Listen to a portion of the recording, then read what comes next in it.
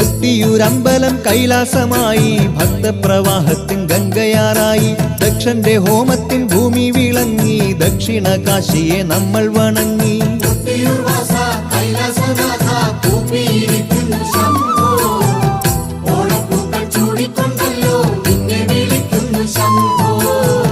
സൃഷ്ടിസ്ഥിതി സംഹാരം ചെയ്യുന്ന മൂർത്തിയല്ലോ, സത്യശിവ സൗന്ദര്യമേകും കൊട്ടിയൂർ നാഥനല്ലോ. സൃഷ്ടിസ്ഥിതി സംഹാരം ചെയ്യുന്ന മൂർത്തിയല്ലോ, സത്യശിവ സൗന്ദര്യമേകും കൊട്ടിയൂർ നാഥനല്ലോ. കൊട്ടിയൂർ വാസ കൈലാസനാഥ കൂപ്പിയിരിക്കുന്നു ശംഭോ, ഓണപ്പൂക്കൾ ചൂടിക്കൊണ്ടല്ലോ നിന്നെ വിളിക്കുന്നു ശംഭോ.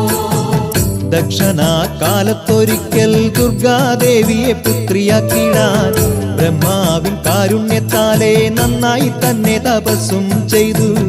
അന്നേരം ദേവിയും തന്നിൽ പ്രസാദിച്ചല്ലോ, ദക്ഷന്റെ പുത്രിയെ ഭൂമിയിൽ വന്നു പിറന്നുവല്ലോ.